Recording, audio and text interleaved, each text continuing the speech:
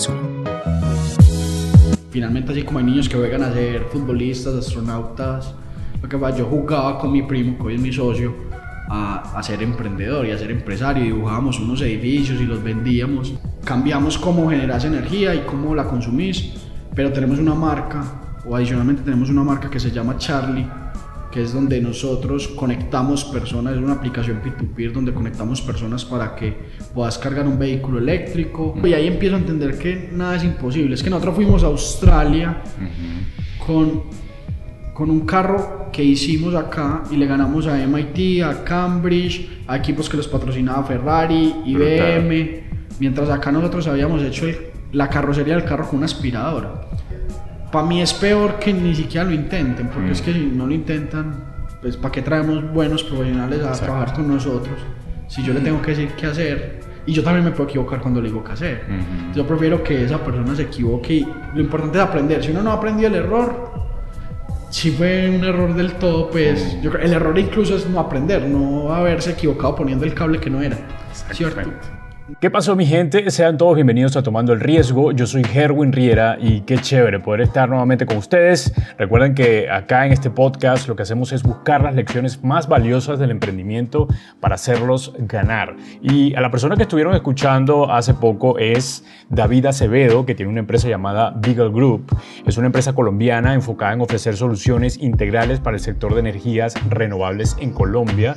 Y ya vamos a saber mucho más de esto seguramente, pero solo quiero recordarles que pueden calificarnos en Spotify o Apple Podcast. Spotify, debajo del nombre, nos dejan una calificación 5 estrellas. Y en Apple Podcast, además de la calificación, una buena reseña. Bienvenido, David, a Tomando el Riesgo. Hola, Herwin, ¿qué más? Muchas gracias por invitarme y por volver a grabar este capítulo. Hombre, habrá que contar que nos coma el sonido la primera vez. No, y la primera vez me costó llegar aquí, o no llegué por cuestiones ya de tiempo. También el sonido se escuchó mal la última vez que grabamos, pero esta vez sí es en serio. Esta vez sí vamos en serio. David, eres ingeniero mecánico, pero lo menos que has hecho es eso, ¿no? Has hecho de todo menos un poco de la carrera que te preparaste. Sí, yo soy ingeniero de formación, pero creo que soy otro montón de cosas de corazón y de convicción. Estudiaba ingeniería mecánica, como en quinto o sexto semestre me quise pasar de carrera, me presenté a otra universidad, quería estudiar ingeniería de control o ingeniería eléctrica. Pasé como entre los 5 primeros cupos, incluso con una beca, pero cuando fui a homologar materias no me homologaron nada, y eso fue como un momento decisivo en mi vida, porque ahí tuve que decir qué quería hacer con mi carrera profesional. Si quería perder esos 3 años porque no me iban a valer ninguna materia ni nada, y tenerlo como una experiencia, o si podía enrutar después mi carrera, que fue finalmente la decisión que tomé. Finalmente me gradué de ingeniero mecánico. Luego durante la carrera tuve la oportunidad de estar en un grupo de investigación. Ahí conocí la energía solar, y pues ya ese gusto que tenía por electricidad y por temas electrónicos lo fui juntando con eso. Después apareció la oportunidad de hacer la práctica, y por ahí se fue yendo mi vida profesional, y estoy aquí hoy. Entonces yo creo que salió bien. Sí, seguramente ahorita vamos a saber de qué se trata tu empresa. Antes escuché o leía o veía, mejor dicho, una entrevista donde hablabas de una frase que usas mucho, que es nací para esto. ¿Por qué usas esa frase ahorita? Es como el resumen de qué es mi vida cuando yo le cuento a los demás qué es mi vida. Cuando empiezo como a estar en el mundo del emprendimiento y de contar cómo llegaba al primer año de la empresa, y después contarle a alguien el segundo, y después me invitaban a algún evento y eso, mi esposa se dio cuenta que yo contaba mucho porque fui emprendedor, y contaba mucho pues que finalmente, así como hay niños que juegan a ser futbolistas, astronautas, lo que pasa, yo jugaba con mi primo, que hoy es mi socio, a ser emprendedor y a ser empresario. Dibujábamos unos edificios y los vendíamos.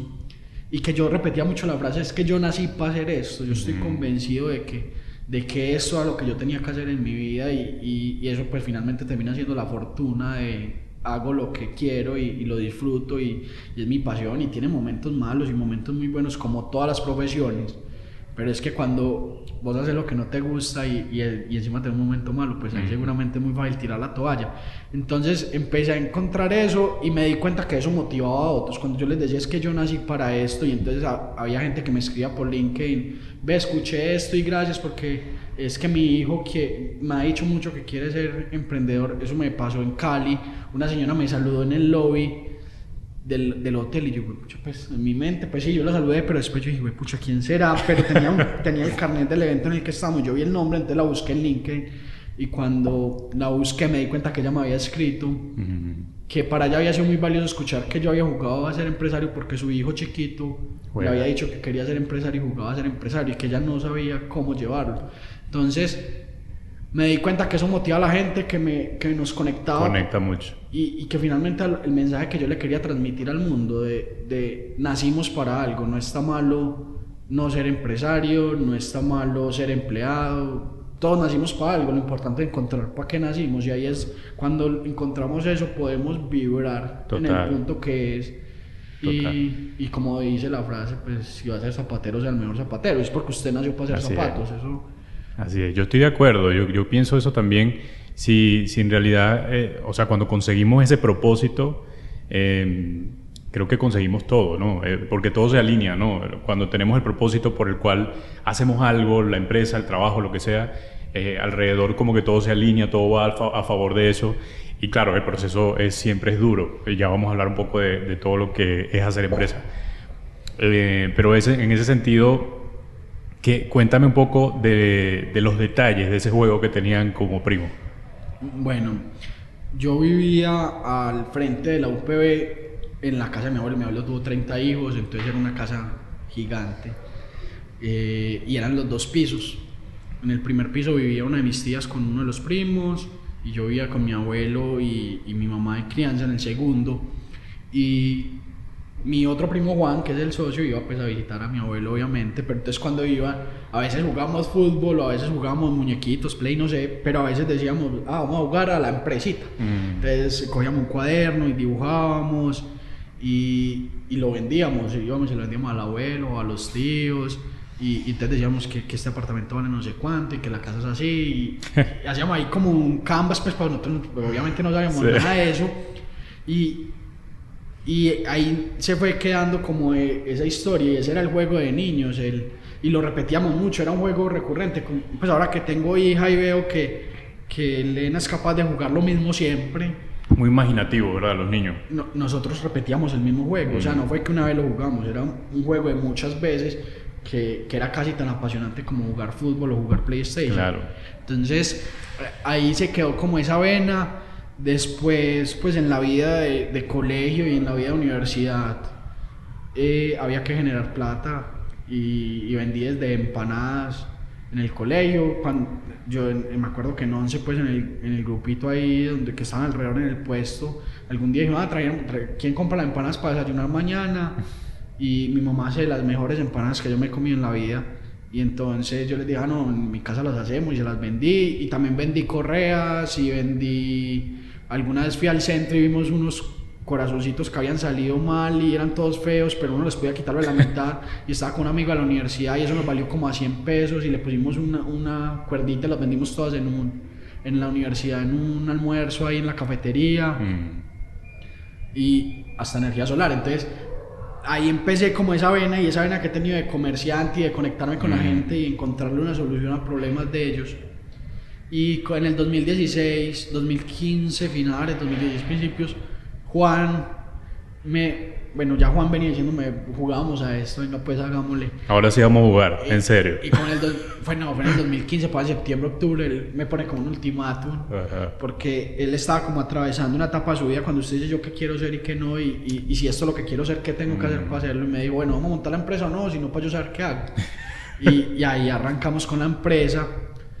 Nos presentamos un programa de emprendimiento, no pasamos, nos dijeron, son muy buenos técnicamente, saben, los 2 ingenieros, pero ¿cómo van a vender? ¿Y cómo le van a mostrar y contar a la gente eso? Cuando eso yo estaba empezando a salir con Paula y ella muy apasionada por el mercadeo, entonces yo le dije a Juana, invitémosla al proyecto y yo creo que nos puede funcionar. Paula, tu esposa. Sí, y yo creo que nos puede funcionar, y finalmente encontramos en Paula no solo el complemento en términos de mercadeo y de cómo nos vendíamos y cómo nos reconocen, sino que encontramos también el polo a tierra, nosotros dos muy volados y muy, como muy sueltos para decir si eso sí se puede hacer o hagamos esto. Y yo creo que yo a veces simplifico incluso las cosas, yo a veces las veo muy fáciles y tenerla ahí en el equipo ha sido muy importante. Y así nos pasamos un año como en programas de emprendimiento, aprendiendo que era un modelo de negocio, etcétera, etcétera. Y a finales de ese 2010 dijimos, bueno, si a esto no le metemos, aquí no va a pasar nada. Yo estaba sin empleo, Juan sí tenía un empleo, Paula también. Y yo les digo, bueno, yo puedo, pero pues yo necesito un salario. Claro. Porque llevo, no sé, 6 meses sin trabajo y busco trabajo y nada. Y dijimos, listo, no, vamos a darle.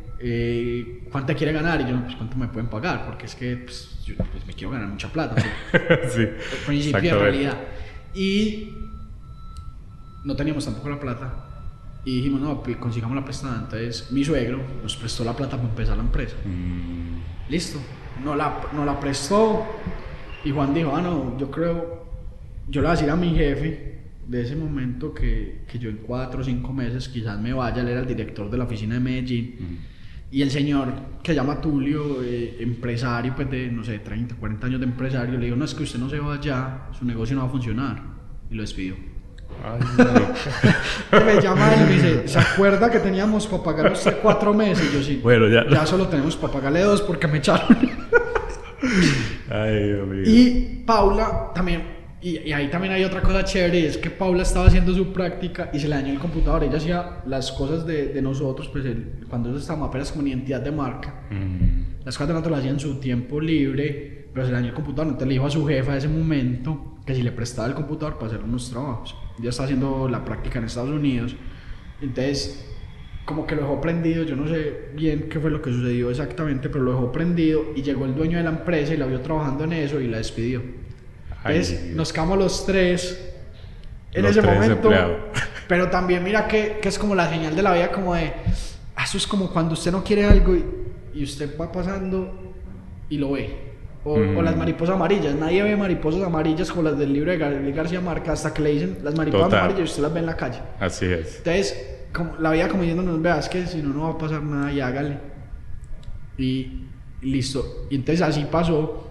Y cuando llegamos a empezar, yo le digo a Juan, bueno, ¿y dónde vamos a trabajar? Cada uno en la casa.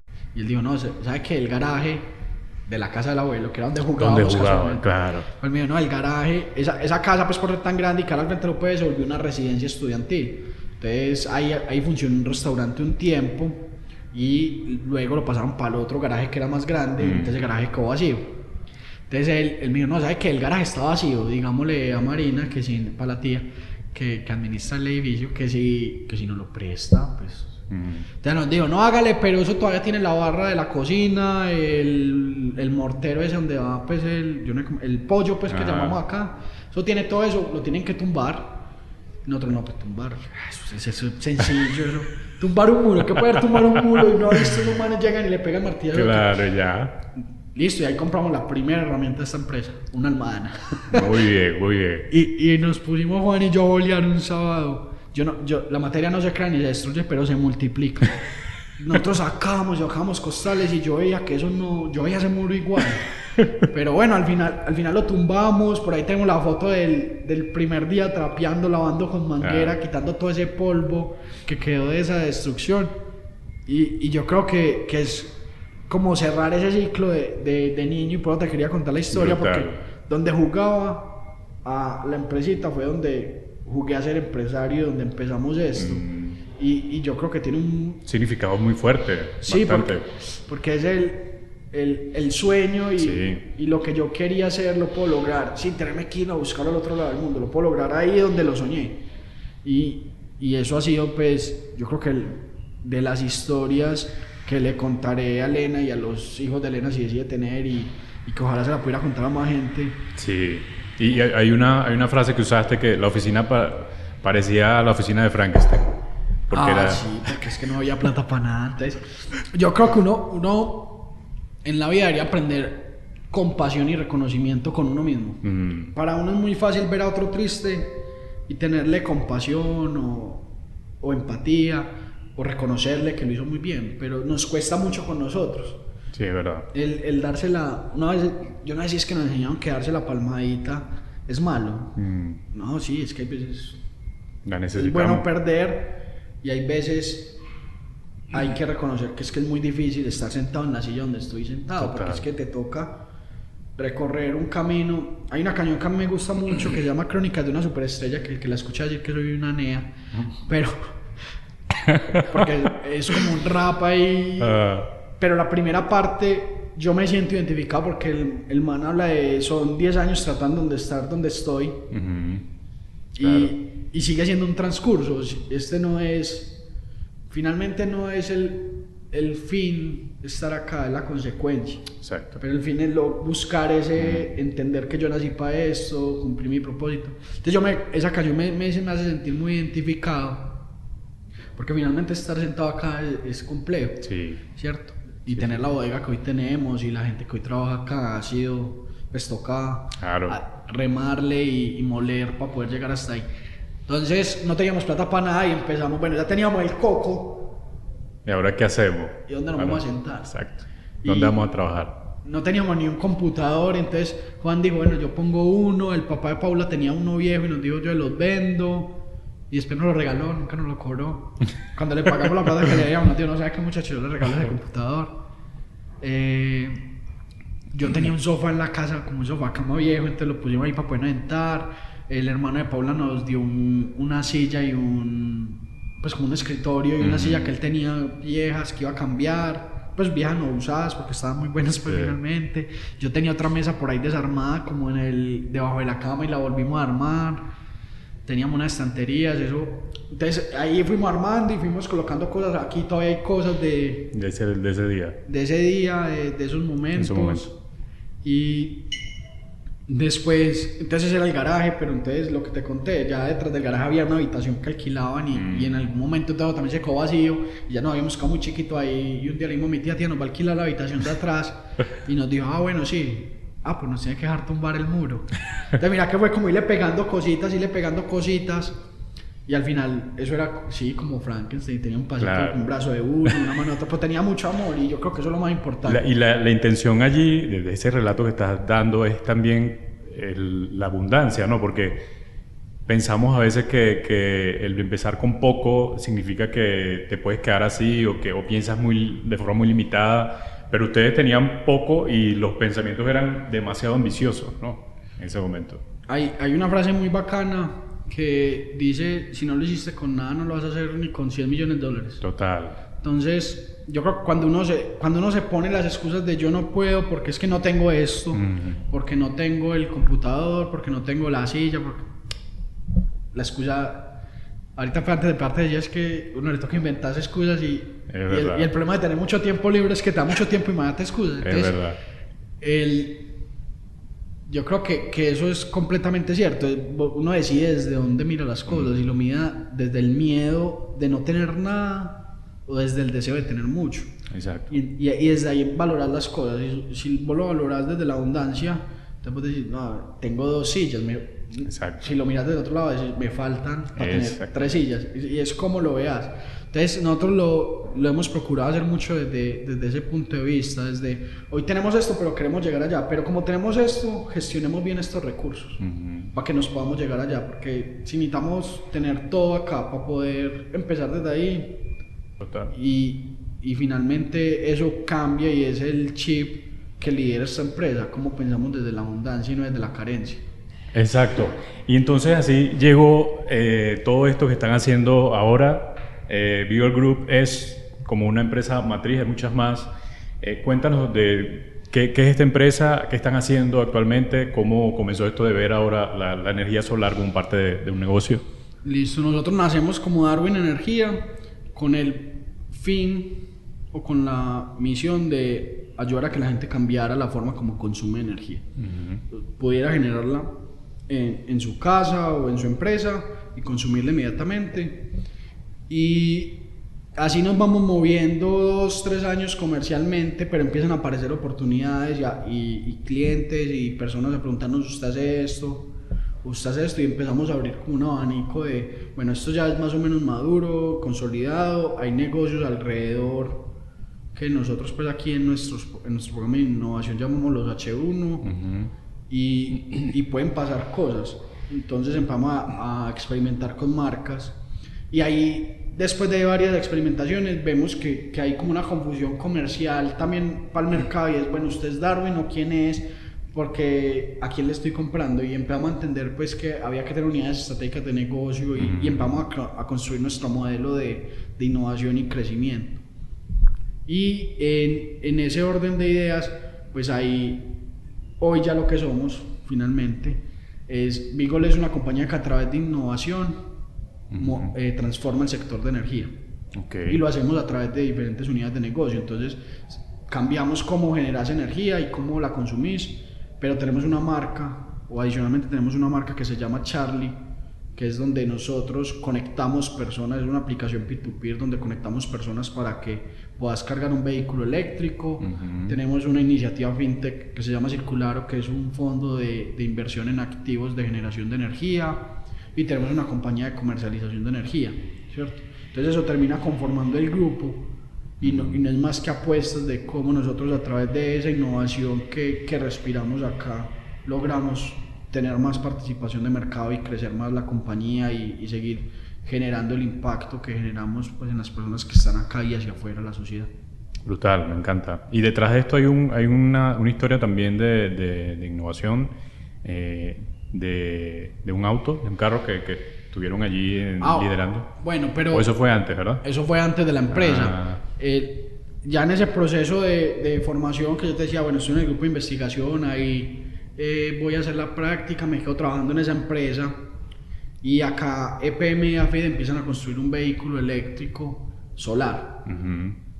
Entonces yo aplico una beca en ese proyecto para hacer mi maestría, me seleccionan para liderar el equipo de la construcción del panel solar. Ese panel solar lo construimos todo en Colombia. Ahí conozco a Paula, para mí es un proyecto muy importante en mi vida, porque es como el partir mi vida. Yo las etapas de mi vida, pues no sé por qué, a mí me gusta ponerle nombres. Entonces está la etapa inicial, que acabo de caer en cuenta no le tengo nombre, pero bueno, está la etapa de formación, pero luego viene una etapa de definirme como profesional, de quién soy y qué quiero ser. Y en esa búsqueda llega un punto donde lo que hago no me gusta. Porque no estoy conectado con lo que nací. Y a esa etapa le puse la guanábana. ¿No te gusta la guanábana? La guanábana no me gusta. Entonces, está la guanábana y el carro solar es como el punto de inflexión entre la guanábana y la segunda etapa que le llamo adrenalina, que es donde mi vida hace así, porque es en la que cobró sentido todo. Pero que es una montaña rusa de emociones. Desde la emoción de, pues, pucha, estoy que cierro el negocio, hasta se me cayó y estoy que me quiebro. Pero además, nosotros no teníamos vehículos en la empresa, nada, teníamos la moto de Juan y yo íbamos para todos lados. Hasta la adrenalina de que Juan José se le metía 2 carros por la mitad, o que él decía que yo me remangaba las manos y contestaba el celular a los clientes hablando por celular, y que él sentía que la moto se le movía para todos lados. Entonces, el carro solar es tan importante por eso, porque ahí conozco a Paula y hoy pues tenemos nuestra familia y nuestra hija y creo que hemos construido pues una relación con muchos puntos de contacto, pero muy especial en todos los puntos, como socios, como pareja y como papás. Así es. Y además entiendo, y ahí empiezo a entender que nada es imposible. Es que nosotros fuimos a Australia con un carro que hicimos acá y le ganamos a MIT, a Cambridge, a equipos que los patrocinaba Ferrari, IBM, mientras acá nosotros habíamos hecho la carrocería del carro con una aspiradora. Wow. Esta gente metía sus carrocerías para curarlas, el carbono y el Kevlar en los hornos de Ferrari, mientras acá Tomás, el aspirador, el Bodo, un gran amigo, un día dijo, bueno, ¿y cómo vamos a hacer el vacío de eso? No tenemos las bombas, no sé qué. Y él y Jorge Barrera, que era el director del equipo, dijeron, poner aspiradora chupa, venga, probemos a ver si eso funciona. Y ahí aprendí el experimentar. Y eso ha sido muy marca mía. Yo soy muy de probar y saber rápido si funciona o no y recojamos. Exacto. Eso fue una de las grandes cosas que aprendí ahí y lo aprendí. Y la aspiradora para mí es el gran ejemplo. Hicimos un carro que andaba a 100 kilómetros por hora, solo moviendo con energía solar, con una aspiradora. Y lo hicimos en Colombia, en un taller, en EAFIT. Genial. Con la mitad de presupuesto menos del resto de los equipos del mundo, y fuimos el primer equipo de Latinoamérica que quedaba entre los 10 del campeonato mundial, y creo que difícilmente encontramos en Colombia en que somos parte de los 10 mejores del mundo. Y lo otro que me quedó fue una enseñanza de liderazgo de Jorge, y era el empoderar a las personas, el pruebe. Es que y eso me lo traje para Beagle, porque es que yo siempre le digo al equipo, si nosotros somos una escuela del error, el error hay que abrazarlo, amarlo, porque es que sin el error no hay aprendizaje. Usted para aprender a caminar, a montar bicicleta, a hablar, se tiene que equivocar. Eso, totalmente. Tienes que caer. Exacto. Entonces yo a mi equipo siempre digo, equivoque, es que para mí es peor que ni siquiera lo intenten, porque es que si no lo intentan, pues ¿para qué traemos buenos profesionales a trabajar con nosotros? Si yo le tengo que decir qué hacer, y yo también me puedo equivocar cuando le digo qué hacer. Yo prefiero que esa persona se equivoque, y lo importante es aprender. Si uno no aprendió el error, si fue un error del todo, pues yo creo, el error incluso es no aprender, no haberse equivocado poniendo el cable que no era, ¿cierto? Entonces ahí aprendí mucho el error y esa forma de enseñanza de Jorge, de pruebe, y finalmente en ese momento no lo entendía, hoy sí lo entiendo, cómo el líder tiene que ser innecesario. Cómo el trabajo de él tiene que ser volverse innecesario, ser capaz de darle a su equipo tanta autonomía y tanta como autocrítica, autogestión, que en un momento usted diga, no, es que yo ya acá terminé mi tarea y puedo hacer otra cosa porque es que este equipo marcha sin mí. ¿Y cómo lidias con la perfección, el perfeccionismo? Porque a veces uno no quiere soltar porque quieres hacerlo tú, porque de pronto quieres que quede como de alguna manera y se lo estás delegando a alguien. Eso a veces es complicado. Es complejo porque finalmente las empresas terminan siendo como tus hijos. Sí. Entonces, si yo lo asemejo con mi hijo, pues yo no quiero como delegarle a otra persona la tarea de enseñarle un valor. Pues creo que esa es mi tarea. Entonces, pero después uno decide mandarlo a un colegio y decirle, venga, ayúdeme, que es que yo no soy capaz solo. Eso. Porque además de que tengo una vida, no tengo todos los conocimientos. Y usted es mi acompañante, no es su tarea, estamos cooperando para poderlo hacer. Entonces, cuando uno entiende eso, se va volviendo más fácil el empezar a crecer y a crecer, porque confías tanto en el otro, en que seleccionaste bien a la persona, en que la forma de ser y su ADN se alinea con lo que vos crees. Para mí, sobre todo, a mí el error, como te decía, para mí esto es una escuela de error. Yo le digo mucho a las personas en la inducción, este es el mejor lugar para equivocarse que usted va a poder encontrar, porque a diferencia de otras corporaciones, pues que todos saben, más grandes, donde hay alguien detrás cuando que te equivoques para despedirte, pero para mí lo que no es negociable es la ética. O sea, nos podemos equivocar, pero no en temas éticos. Si para yo llegar a otro lado tengo que pasar por encima de alguien, robarle a alguien, hacerle daño, o fallarme a lo que yo creo que son los principios de esta empresa, que finalmente terminan siendo muy similares a los míos como persona, de Juan y de Pablo, y que creo que por eso nos entendemos tan bien.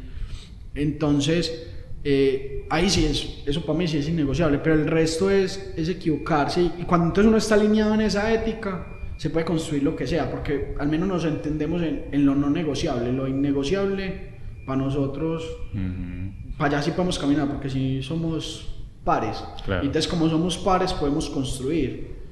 Y cuando entendí eso y empezamos a delegar y soltemos que esto lo puede crear alguien, no tengo que ser yo, es que yo soy un humano que me canso, que también se me acaban las ideas. Es cuando la empresa también empieza a crecer y a crecer, y hoy pues nosotros somos una compañía de 32 personas, donde para mí es imposible saber qué hacen las 32 personas. Claro. ¿Cierto? Claro. O sea, trabajo 6 por 8, 480 minutos al día, bueno, un poquito más, Digo 32, no podría hablar ni siquiera con cada uno más de 15 minutos. ¿Cómo vas a saber qué están haciendo? Me toca confiar, pero ese me toca es porque finalmente sé que en el equipo han dado las herramientas para que esa persona lo haga bien y que no va a cometer... Han puesto los principios que tú ya has mencionado, ¿cierto? Y que no va a cometer nada que vaya en contra de nuestra ética como compañía y que finalmente nos termina afectando como personas en lo que somos. Y ahí pues la confianza termina siendo, la confianza, la transparencia, el cómo te miro a los ojos y podemos hablar con la verdad siempre, termina siendo trascendental. Claro. Y aparte de, ¿dónde está ese auto ahorita, el auto solar? En AFIT, me imagino. Ok. Aparte de esto, de este orgullo, porque de verdad se nota que te sientes orgulloso de ese trabajo, ¿qué otra cosa de tu empresa te sientes orgullo y dices, esto lo logramos, lo creamos y me siento muy bien con esto? Pues en mi vida yo me siento muy orgulloso de 3 proyectos. En la empresa no podría decir uno puntual, porque yo me siento muy orgulloso de cada panel que hemos colocado, de cada cliente al que le hemos solucionado un problema, la batería, el cargador, hasta el que le hemos dicho no lo haga, que para usted no es esto, no es viable. Entonces para mí el proyecto completo de crear una empresa, crear trabajos, desarrollar el país, desarrollarme como persona y encontrar eso que yo quería hacer cuando niño es trascendental, pues es uno de los proyectos de los que más me siento orgulloso. El proyecto del vehículo solar, pues como lo decía, hay un proyecto que para mí pues ya es mi proyecto personal y es tener a Lena y educarla como una persona para el mundo, una persona que le aporta al mundo, una ciudadana del mundo, le va a tocar una sociedad muy diferente a la de nosotros, donde el mundo va a estar, pues ya está mega conectado y ella no va a competir profesionalmente y personalmente con personas de su comunidad, sino con el mundo entero. Total. Pero no solo competir para ganar, es que ahorita te decía que casualmente pues hoy me escuchaba un podcast donde la persona que estaba entrevistada decía es que lo bonito es que podemos perder. Entonces ese proyecto de cómo veo transformarse una persona y muchas veces le digo a Elena, yo quiero verte florecer. Ese proyecto para mí es, bueno, finalmente termina siendo el más importante de toda mi vida. Y qué interesante que lo veas como un proyecto, porque hiciste anteriormente la analogía de que la empresa es como un hijo y justamente estás hablando de ese proyecto importante, que es la familia. Entonces yo espero pues que esté dando buen abono para que ella pueda florecer y aportarle al mundo. Brutal. En todo esto que estamos hablando, cuando ves tu empresa, cuando ves todo el proceso que estás viviendo, ¿cuál es esa? Además que ya me has hablado de algo muy interesante que tiene que ver con el equipo, cómo hacen para decirles o para introducirlos a la empresa y todo lo que tienen como visión. ¿Qué otra cosa le está funcionando actualmente como empresa que puedas decir, esto está funcionando muy bien a nosotros? Y creo que alguien que está comenzando, que tiene una idea de negocio, necesita saberlo. Pues, a ver, si te entiendo bien la pregunta, es para alguien que va a empezar una empresa, ¿qué consejo le daría? Sí, exacto. Pero que tú hayas vivido acá y que digas, esto lo vivimos, pasamos por esto, tal vez, incluso puede ser, porque fíjate que a veces pasa que nos dedicamos tanto tiempo a algo que no vale la pena muchas veces, que en una empresa, que cuando pasa el tiempo nos damos, ¿por qué perdí tanto tiempo en esto? ¿Por qué hice esto que no hubo ningún crecimiento aquí? ¿Hubo algo así que pasó en tu empresa y que puedas contarnos para hacer un contraste? Yo creo que lo primero es que uno tiene que entender dónde aporta valor, dónde realmente es como el acero. El acero, no sé, voy a decir cualquier número porque no sé cuánto vale, pero un kilo vale 20.000 y si tú lo vuelves varillas de construcción vale tanto, pero si lo vuelves el motor de Ferrari vale tanto. Y entonces ahí es donde uno encuentra cuál es el valor, ¿cierto? Entonces, cuando uno entiende dónde suma, dónde genera valor, es donde potencia las cosas. Y ahí a nosotros nos pasó, al principio pues tocaba instalar todo, tocaba vender, tocaba administrar y tocaba ir a instalar, a ejecutar. Y en uno de los primeros proyectos, donde don Gustavo, pues un cliente que hoy es socio de la empresa, nosotros hicimos uno de nuestros primeros proyectos allá. Él tenía como un tragaluz, un vidrio muy grande en el techo, y cometimos una cadena de errores, no imprimimos los planos. No, sí los imprimimos, pues nos quedaron. Teníamos un computador, entonces subimos el computador al techo para mirar un plano de cómo se armaba una cosa que nunca habíamos armado porque había que armarlo pues la primera vez. Y Juan y yo empezamos a mover el tanque, pero el computador quedó atravesado, se nos lisó el tanque, quebramos el vidrio. Y me acuerdo mucho de las palabras de don Gustavo, que fue: es que usted no tiene nada que estar haciendo en el techo, usted ya no genera valor. Hay gente que lo sabe hacer muy bien, pero usted no lo hace bien allá, usted lo hace bien en otro lado. ¿Dónde usted genera valor? Pregúntese eso. Y haber entendido eso y empezar entonces los roles, porque por ejemplo Juan y yo andábamos en una moto para todos lados, parecíamos siameses, de entender, no, es que usted hace esto y yo hago esto, y entender hasta dónde va cada uno, claro. Y no meterse pues sí, hay que involucrarse en la empresa y a veces hay problemas con de todos, pero también dejar que el problema a veces es solo tuyo. Sí, es verdad. Y eso tiene que ver mucho con el autoconocimiento, ¿no? Con el conocerse para saber en realidad en qué puede generar valor. Y algo que tú decías era que tú eres bueno para iniciar los proyectos, que antes lo veías como, en una entrevista decías que abandonador, que te decía tu mamá, pero suena muy de pronto negativo. Pero es que eres más bien como una persona que comienza los proyectos y hace todo para que se inicie y luego... Incluso ahí pues tengo una primicia, es que yo ya no soy el gerente de Beagle, pues ya ahorita me había presentado así, pero no soy el gerente hace, no sé, 20 días, 15 días. Pues reciente. Y es básicamente por eso, es porque lo lindo de cualquier camino, sea de la vida o profesional, bueno, es entregarlo todo y sentirse satisfecho de que lo entregaste todo, pero reconocer cuando tu creatividad, tu conocimiento y la energía creadora que tenés se agotó y ya no sos la persona para eso. Y pasan todos los ámbitos de la vida, con las parejas, incluso viviendo con los papás. En algún momento tu papá mismo siente, vos ya no puedes vivir acá. Total. Y tenés que hacer tu vida fuera de esta casa. Total. Entonces, si pasa a esos niveles, pasa en cualquier nivel. Entonces, eso para mí, que en ese momento lo veía como negativo, y yo por qué empiezo todo y no lo termino, y después entendés que yo ahí no vibro. Para mí estar en venga, probemos, experimentemos, nos equivocamos, no importa, probemos, entonces a ver si esto funciona, y hasta que al final encontramos lo que llaman el product market fit. Pero pues al final encontré que sí funciona. Exacto. A mí eso me mueve y me apasiona. Pulirlo, tenerlo en el mercado y que se pueda repetir muchas veces. Pero cuando se vuelve tan operativo, matas mi creatividad. Mi cerebro funciona de otra manera. Y entonces yo ahí me siento muy encasillado y empiezo a sentir como que yo no pertenezco acá. Y parte de lo que ahorita te decía de reconocer en qué soy bueno y dónde genero valor, ha sido ese transcurso en mi vida y es muy bacano, porque lo que nos pasó fue que yo no estaba aceptando que yo ya no era la persona que tenía que ser el gerente de Beagle. Yo lo sabía y lo transmitía. Y Juan y Paula se daban cuenta, pero yo nunca se los dije, hasta que un día Juan y Paula me llamaron en la oficina al lado. Me dijeron, venga, hablemos. Pues, nosotros hablamos CAI todos los días un ratico, y cuando yo bajé me dijeron, no, es que nosotros creemos que usted no debe ser el gerente de la empresa, porque es que nosotros vemos que usted no está brillando. Y cuando el director de la orquesta no es capaz de brillar, él brilla por los demás.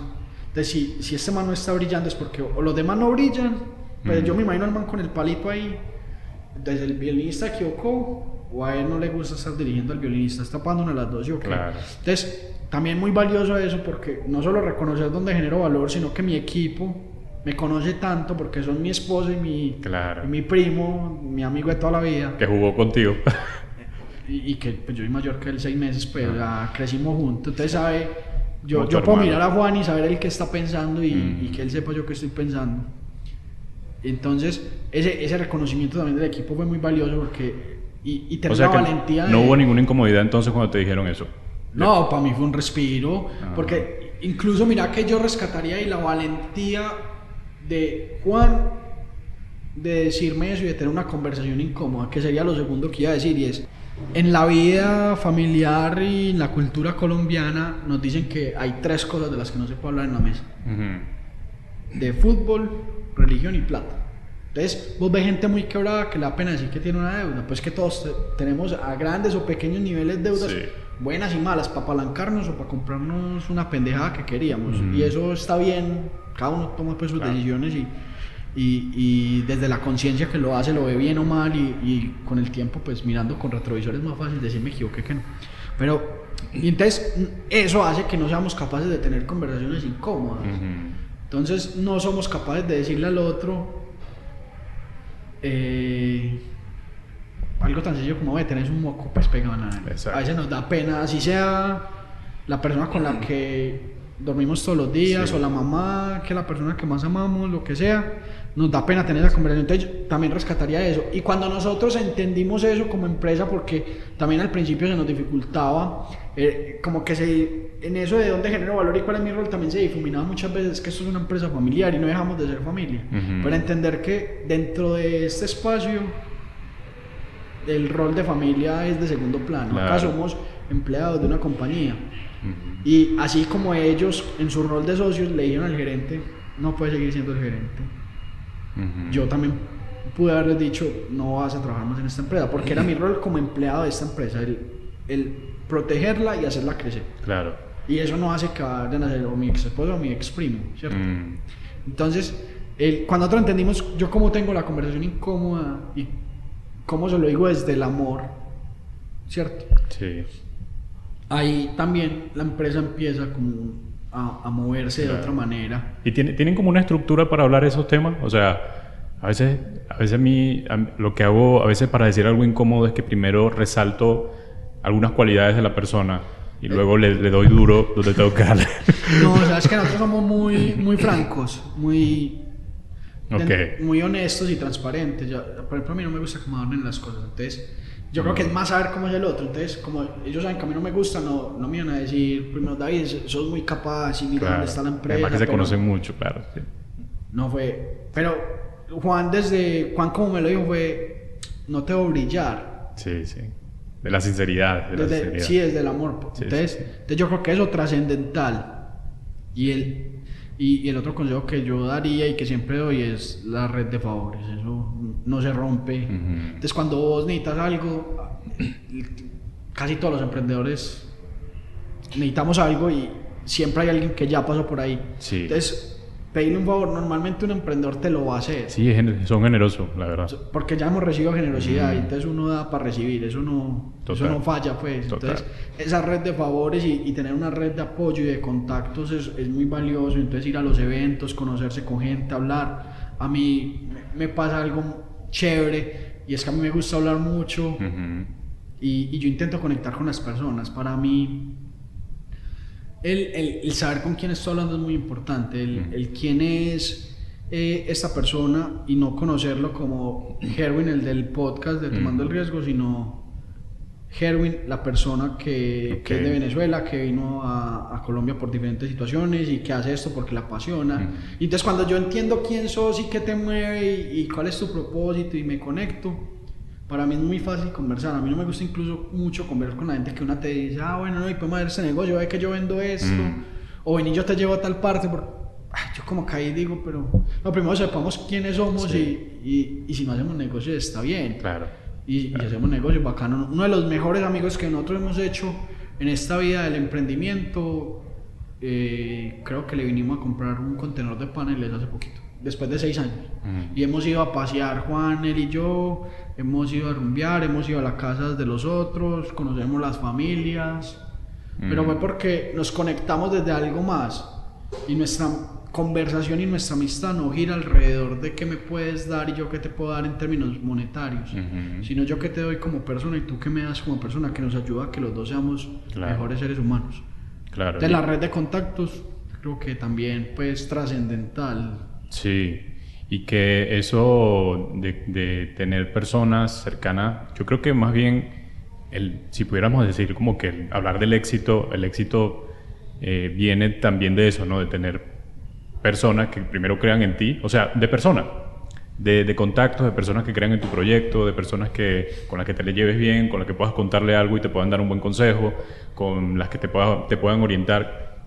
A fin de cuentas, todo lo que hacemos creo que tiene que ver con eso, con una conversación, con una conexión, y eso es lo chévere de poder tener esa red que tú dices y tener esa habilidad para relacionarte como tú lo has dicho, que ahorita lo estás haciendo, que ahorita te gusta mucho, Yo siempre lo he tenido, pero a veces me cuesta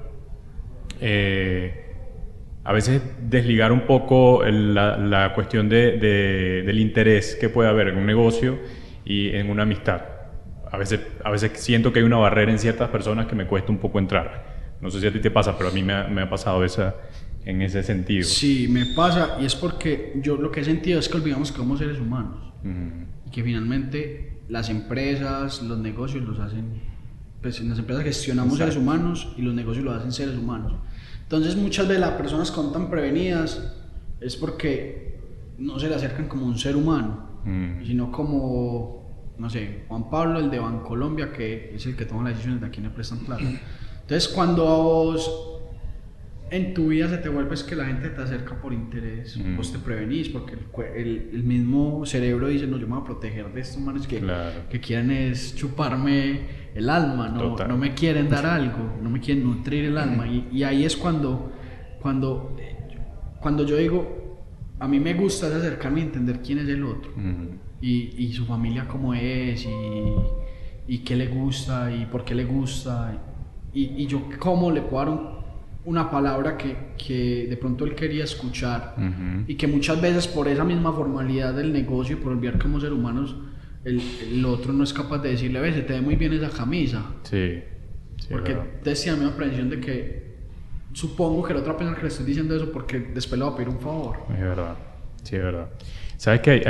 Lo he tratado de poner en práctica. Es como cada mes tratar de conocer a alguien o a dos personas con los cuales yo pueda simplemente tener una conversación interesante y ya, sin ningún tipo de interés más allá de una amistad. Y eso ha resultado muy chévere, la verdad, porque te consigues personas que quieren ayudarte, me he conseguido con personas que quieren, Herwin, háblame de tu podcast. Les hablo del podcast y empiezan a decirme, bueno, pero tienes una oportunidad aquí, y empiezan a hablarme de oportunidades que yo no me había dado cuenta. Puedes hacer esto, puedes hacer lo otro, pero mira que normalmente cuando esa conexión ya existe, te lo dicen desde el deseo de que vos crezcas, no desde la búsqueda de yo cómo voy a ganar. Totalmente. Y ahí es cuando las relaciones humanas se vuelven poderosas. Así es. Porque eso pues también es un principio en mi vida, y es que a mí no me interesa el otro. En el sentido de no me interesa si gana más plata que yo, no me interesa si él va más rápido que yo. Me interesa que avance. Claro. O sea, más que no me interesa, no me comparo. Esa es la palabra correcta.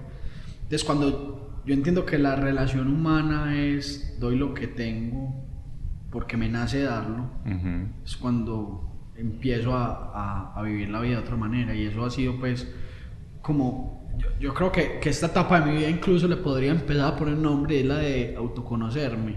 Y cuando entiendo que me genera bienestar y que no es la carrera de ganar solamente por ganar, sino la carrera de ser humano. Sí. Es bacano. Hay una pregunta aquí que quería hacerte y creo que la voy a enlazar con algo que estábamos hablando antes del podcast. El miedo que actualmente estás enfrentando, y tú estás a punto de hacer algo que quiero que nos cuentes un poco, y cómo es esa experiencia, ese miedo que sientes ahora y lo que estás haciendo, lo que estás a punto de hacer. Bueno, entonces ahorita te contaba este fin de semana, pues yo no sé cuándo salía el podcast, pero ahorita el 27 de agosto voy a subir el Alto de Letras, que es la subida el premio de montaña más largo del mundo, UCI, pues, aprobado por la Federación de Ciclismo. Y estoy cagado, weón. Estoy como cuando iban a nacer mi hija el día antes. Sí. Me siento entrenado, pero me siento... Y te has entrenado, estoy, ¿no? Al frente, estoy al nivel del reto, ¿cierto? Como cuando tú puedes mirar a alguien a los ojos y decirle lo que sea, porque sabes que no le estás diciendo mentiras y estás al nivel de él, ¿cierto?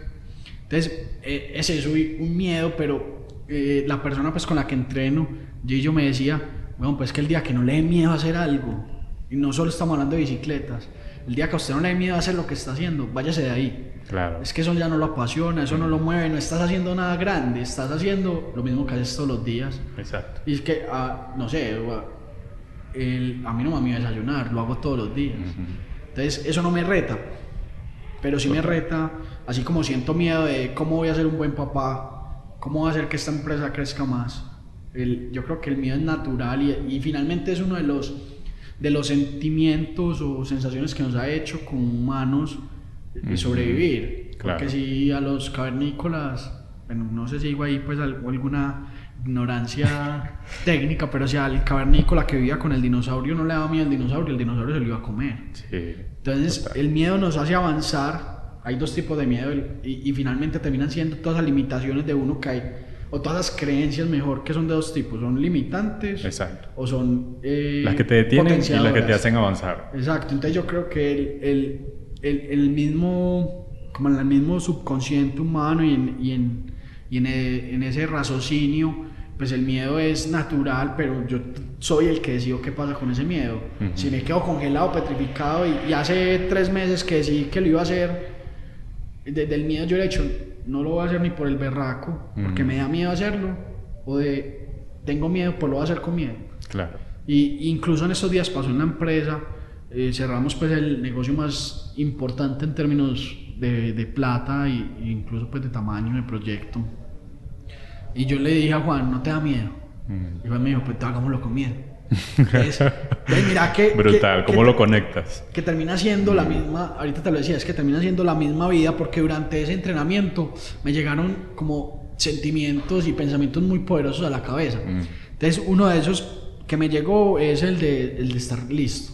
Hice uno de los entrenamientos y ya terminándolo me pregunté a mí mismo en esa conversación. Creo que lo teso de la bicicleta es que solo puedes hacer 3 cosas. Respirar, bueno, puedes dar 4.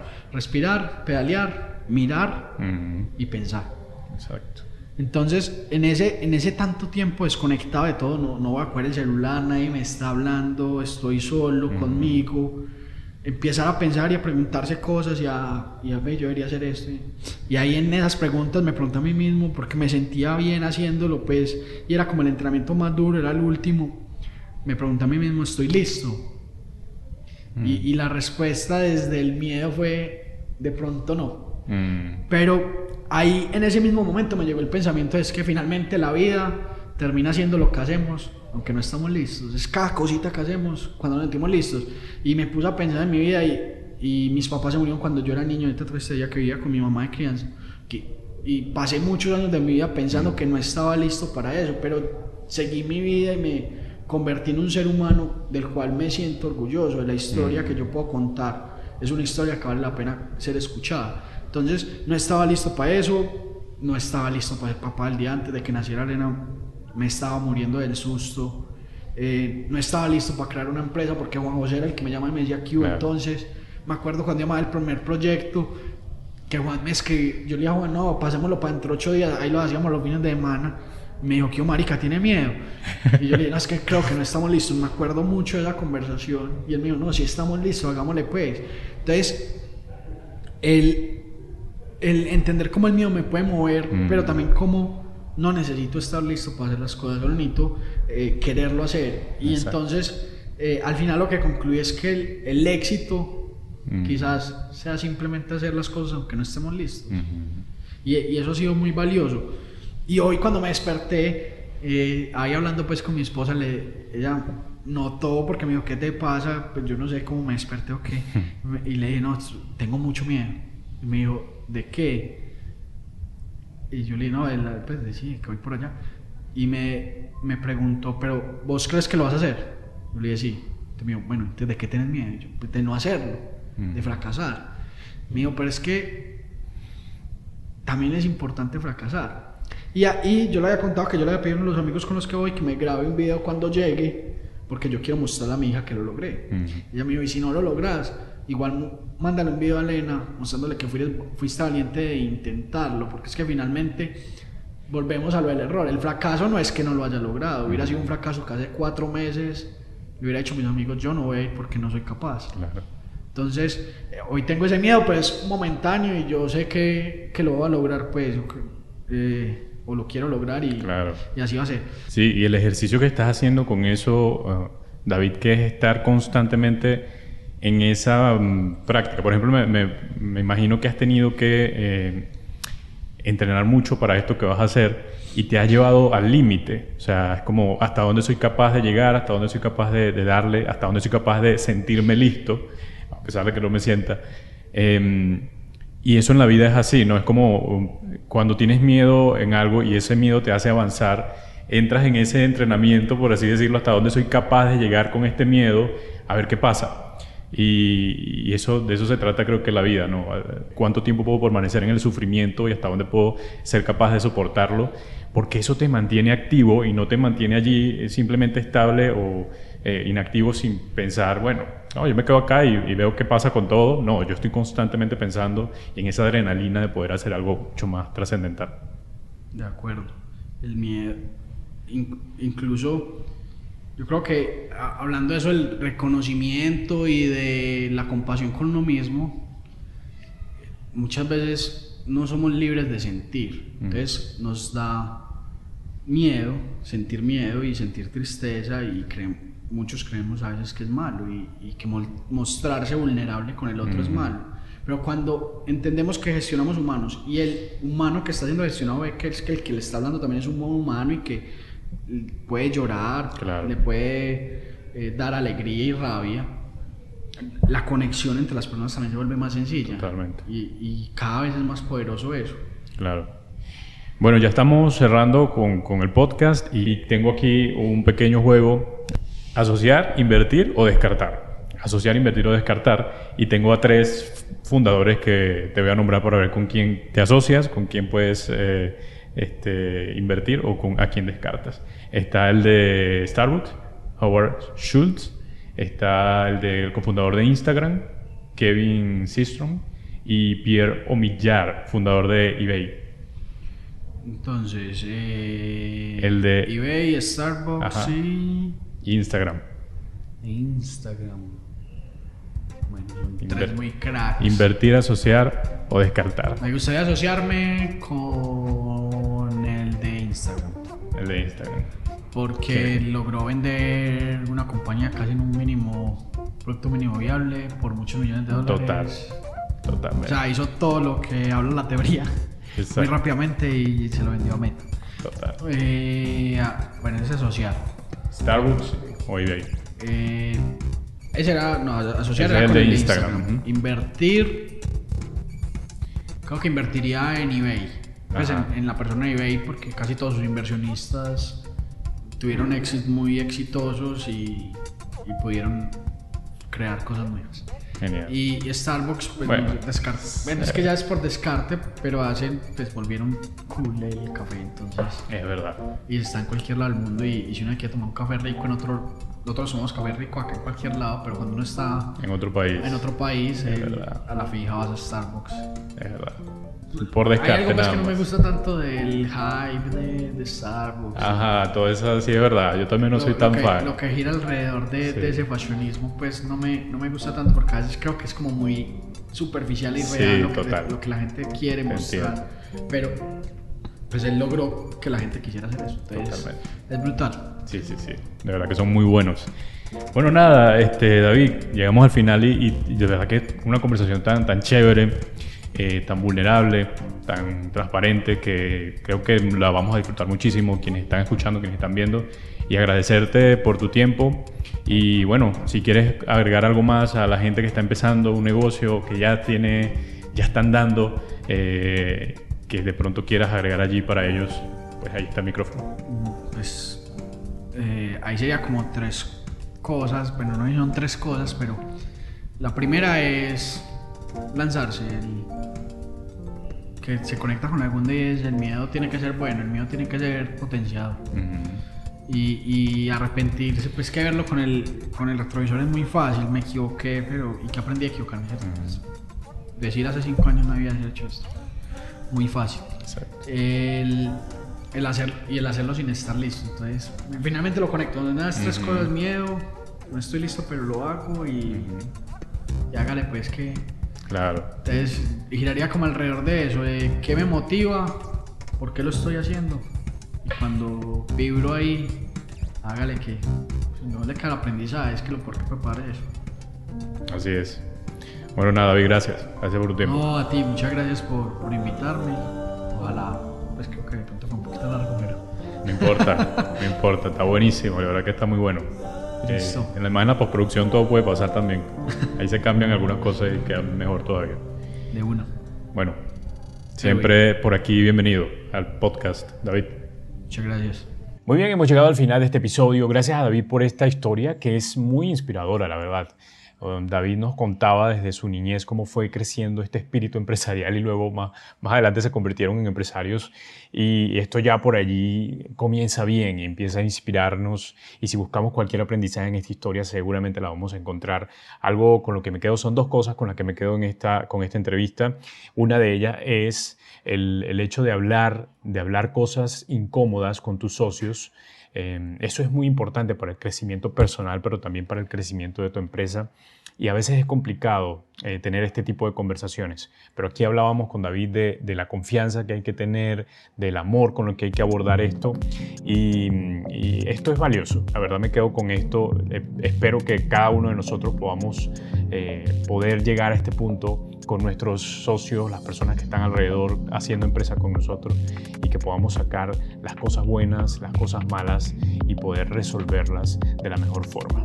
Así que esto es un gran valor definitivamente que tenemos en este episodio, pero también la parte del miedo. Me gustó muchísimo cómo David está enfrentando los miedos, y que hay un miedo particular que es el que lo ha empujado a hacer cosas nuevas, que es esta carrera que va a hacer en bicicleta, o que ya hizo, porque ya estamos actualmente entrando a octubre. Y este miedo que lo ha retado, que incluso ha renovado su mente de alguna forma, y te invito a que tengamos la oportunidad de hacer cosas distintas a lo que venimos haciendo como empresarios, para constantemente soltar un poco las cargas que trae el crear una empresa y hacer cosas distintas que nos ayuden a innovar, que nos ayuden a pensar distinto. Como él decía que iba manejando bicicleta y podía pensar muchas cosas, pues esto también fue valioso para mí. De hecho, yo estoy actualmente haciendo algo parecido, tratando de exigirme más en lo físico y pensar que esto puede traerme una disciplina, el hacer ejercicios y todo esto puede ser muy poderoso para nuestro crecimiento. Estas dos son valiosas, así que bueno, espero que ustedes también saquen acá su aprendizaje de este episodio y podamos seguir conversando de temas tan interesantes como esto.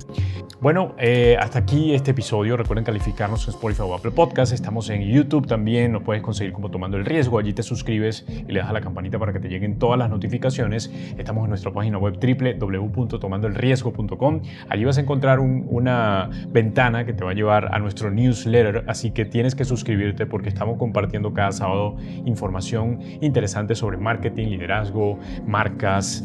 Está muy chévere porque es una disciplina que tengo cada semana buscando información acerca de estos temas, y todo lo que voy encontrando que me parece muy valioso lo voy compartiendo en este newsletter. Así que ya sabes, suscríbete y es totalmente gratis para que te llegue toda esta información. Bien, hasta acá nuestro episodio. Espero que podamos seguir conversando con personas tan valiosas como David en los próximos episodios.